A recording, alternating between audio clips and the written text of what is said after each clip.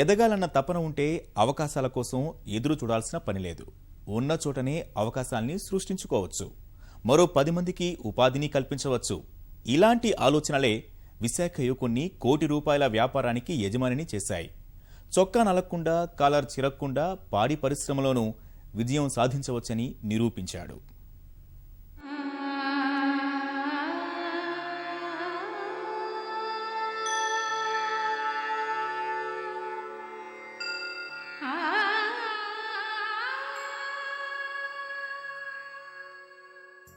చిన్ని కృష్ణుడికి గోవులంటే అమితాభిమానం.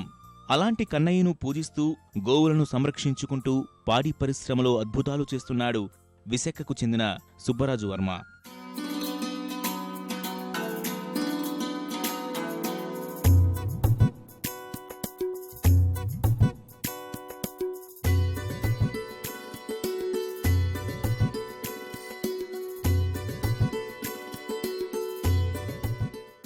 సుబ్బరాజు వర్మది ఏటికొప్పాక గ్రామం.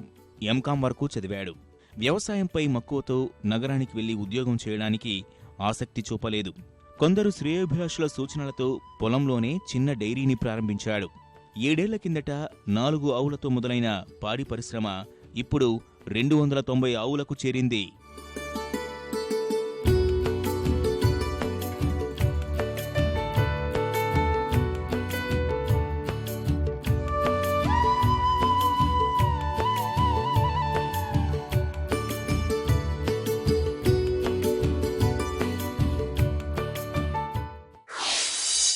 నేను 2008లో తక్కువ 4 పశువులతో చిన్న కమ్మల పందిరిలో ఈ డైరీని స్థాపించాను సార్.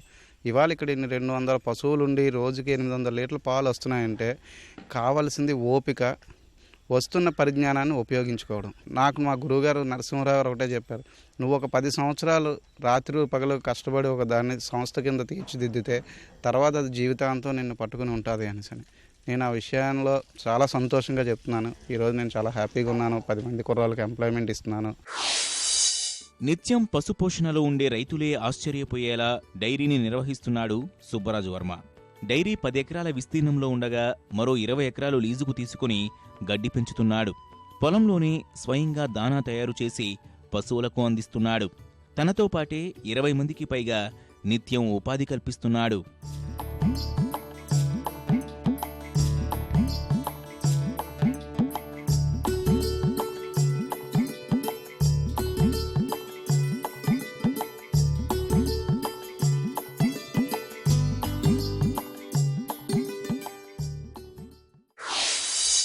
నా దగ్గర మొత్తం 25 మంది వరకు ఉన్నారు. అందులో వెటనరీ డిప్లొమా చేసిన కుర్రాళ్ళు ఒక 2 ఉన్నారు.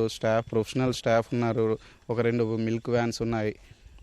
గడ్డి కోసే ఆడవాళ్ళు ఉన్నారు ఒక 10 మంది వరకు. అందరికీ మంచి ఉపాధి కల్పించి వాళ్ళకి ఇన్ టైంలో ఎప్పటికప్పుడు వాళ్ళకి పేమెంట్ల విషయంలో కానీ దేంట్లోని ఎటువంటి ఇబ్బంది లేదు. డైరీ ఎంత పెద్దగా విస్తరించినా పశుపోషణ మాత్రం సాంప్రదాయ విధానాల్లోనే చేస్తున్నాడు. ఎక్కువగా పాలిచ్చే ఆవులు, తక్కువగా ఇచ్చేవి, గర్భం దాల్చినవి అలా వేరువేరుగా విభజించి ప్రత్యేకమైన షెడ్లు ఏర్పాటు చేశాడు. వర్మ దగ్గర 290 పశువులు ఉంటే ఇందులో పాలిచ్చేవి 80 మాత్రమే. పాలివ్వని ఆవుల్ని విక్రయించకుండా డైరీలోనే సాకుతున్నాడు.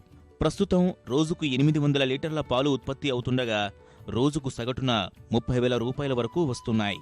ఖర్చులన్నీ పోగా నెలకు 1,00,000 రూపాయలకు పైగా ఆదాయం వస్తోంది.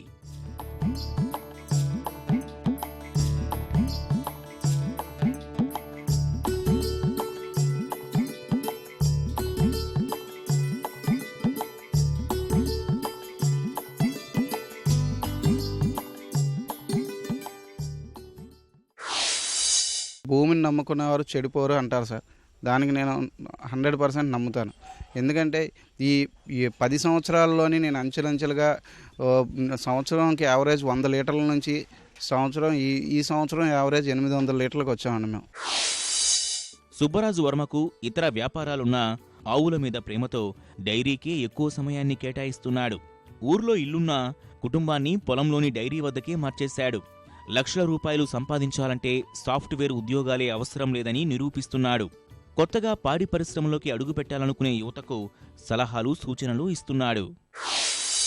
ఒక డైరీ పరిశ్రమ అనేది స్థాపిస్తే కనీసం ఒక 2-3 సంవత్సరాలు దాన్ని బాధ్యతగా ఓపికతో చేసుకోవాలనుకుంటేనే డైరీ పరిశ్రమ పెట్టుకోవాలండి. ఎందుకంటే పెట్టి ఒక నెల రోజుల్లోనో ఒక 6 నెలల్లోనో దాని మంచి చెడ్డలు చెప్పలేమండి. ఒక డైరీ పరిశ్రమ అనేది పెడితే ఒక 3-4 సంవత్సరాలు ఓపిక పట్టి చేసుకుంటే బాగుంటుందండి. వ్యవసాయేతర పరిశ్రమల మీద చదువుకున్న యువత దృష్టి పెట్టి కష్టపడి ఓపికతో చేస్తే మంచి లాభాలు ఆశించవచ్చు. సుబ్బరాజు వర్మ డైరీ నుంచి ఏటా పాల ఉత్పత్తి పెరుగుతూనే ఉంది. ప్రస్తుతం ఏడాదికి ₹1 కోటి దాకా టర్నోవర్ జరుగుతోంది. త్వరలోనే తన బ్రాండ్ పాలను మార్కెట్లోకి తెచ్చేందుకు సన్నాహాలు చేస్తున్నాడు.